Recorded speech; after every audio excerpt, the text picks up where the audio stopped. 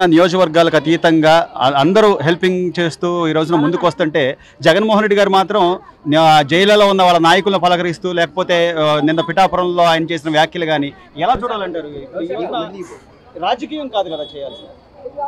YCP నాయకులు అలాగే మాజీ ముఖ్యమంత్రి జగన్మోహన్ రెడ్డి ప్రకృతి వైపరీత్యం వల్ల వాళ్ళ వరదల్లో 2.5 లక్షల మంది ఒక సెంట్రల్ నియోజకవర్గంలో, మిగతా చోట్ల లక్షల మంది దెబ్బతింటా మరి నివాసం ఉండటానికి లేక తినటానికి లేక ఉంటే చంద్రబాబు నాయుడు గారు ఇచ్చినటువంటి సహకారం సపోర్ట్తో ఇవాళ వరద బాధితులందరికీ కూడా మేలు జరిగింది. ఇవాళ జగన్మోహన్ రెడ్డి కనీసం ఒక బటర్ మిల్క్ ప్యాకెట్ ఇవ్వాల, ఒక వాటర్ ప్యాకెట్ ఇవ్వాల, ఒక భోజనం ప్యాకెట్ ఇవ్వాల, కానీ వరదలను కూడా రాజకీయాలకు ఉపయోగించుకునేటట్టు మాట్లాడుతున్నది దుర్మార్గమైనటువంటి విషయం. ఇప్పుడు ఇక్కడ స్వచ్ఛంద సంస్థలు ఇవాళ మా జంగాల సాంబశివరావు అని మా పార్టీ లీడరు తాడేపల్లి నుంచి వాళ్ళ అబ్బాయి మంగళగిరి నుంచి వీళ్ళందరూ వచ్చి మా నియోజకవర్గంలో వరద బాధితులు మా మైనార్టీ సోదరీమణులందరికీ కూడా పెద్ద ఎత్తున మరి సరుకులు, నిత్యావసర సరుకులు ఒక్కొక్క కిట్టు 2,000 రూపాయలు చేసేది వాళ్ళకి అందించడం జరిగింది. ఇలాగా ఎక్కడెక్కడి నుంచో స్వచ్ఛంద సంస్థలన్నీ వస్తున్నాయి, ప్రభుత్వం అంతా వస్తుంది. జగన్మోహన్ రెడ్డి మాత్రం రాజకీయం చేస్తూ ఉన్నాడు. తాడేపల్లిలో కూర్చొని లేదంటే ఎక్కడంటే జైలుకి వెళ్ళి వాళ్ళ నిందితుల్ని, క్రిమినల్స్ని పలకరించి, అంటే criminal party Jaganmohan Reddy YCP party వాళ్ళు ఇవన్నీ కూడా చేస్తూ ఉంది.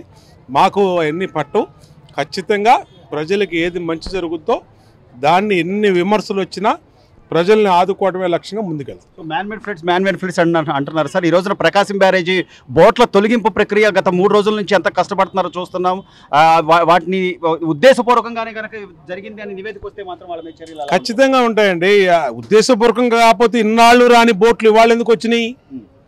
ఇప్పుడు ఇంత పెద్ద ఎత్తున కృష్ణానదికి వరద వస్తుందని తెలిసి బోట్లతో గుద్దిచ్చి కృష్ణా బ్యారేజీని బద్దలు కొడటానికి ట్రై చేయటం వల్లే బోట్లు ఇవాళ 3 బోట్లు వచ్చినాయి. లేదా ఎందుకు వస్తాయి? ఇన్నాళ్ళు ఎప్పుడన్నా వచ్చిందా? రాలేదే. ఇంతకన్నా ఎక్కువ వాటర్ వచ్చినాయి, అప్పుడు కూడా రాలా.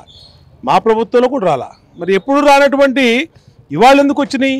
కాబట్టి కుట్ర. అది కూడా నందిగాం సురేష్, దీని వెనకాల వైసీపీ తలసీల రఘురాము, వీళ్ళు వైసీపీ నాయకులు ఎవరైతే ఉన్నారో వాళ్ళకు సంబంధించిన బోట్లు కాబట్టి ఇవాళంతా క్షుణ్ణంగా దర్యాప్తు చేస్తున్నాం. వదిలిపెట్టే ప్రసక్తి లేదు. పోలీసు దర్యాప్తు జరుగుద్ది. నిందితులు ఎవరన్నా పట్టుకుంటాం. ఖచ్చితంగా ఈ కుట్ర వెనక అసలు కారణాలు బయట తీస్తాం. చివరిగా సార్, మీ నియోజకవర్గానికి సంబంధించి ప్రతి ఒక్క బాధితులకి కూడా పూర్తి సహాయ సహకారాలను అందుతూనే ఉన్నాయి. ఇంకా చివరి వరకు కూడా, చివరి బాధితుల వరకు కూడా మీ సహకారం ఉంటుందంటారా? ఈ రోజున నివేదికలు కూడా రాసుకుంటున్నారు. ఖచ్చితంగా కేంద్రానికి నష్టపరిహారం ఎంత జరిగిందో పంపించాం నివేదికలు. మంత్రులు నారాయణ గారు అయితే రాత్రి 2:30 వరకు ఇక్కడే పనిచేస్తున్నారు. ఇప్పుడు కూడా సెంట్రల్ నియోజకవర్గ కంట్రీ ప్రాంతంలో ఆయన పర్యటిస్తూ ఉన్నాడు. ఇంత పెద్ద ఎత్తున ఎమ్మెల్యేలు, మంత్రులు, ఎంపీలు, ఐపీఎస్లు, ఐఏఎస్లు, పోలీస్ అధికారులు అందరూ పనిచేయబట్టే 9 రోజుల్లో వరద బాధితుల్ని బయట తీసుకొచ్చి నార్మల్ సిచ్యువేషన్ తీసుకురాగలిగాం. ఖచ్చితంగా చివరి వరద బాధితులను ఆదుకునే వరకు ఈ ప్రభుత్వం చిత్తశుద్ధితో పనిచేస్తాయి.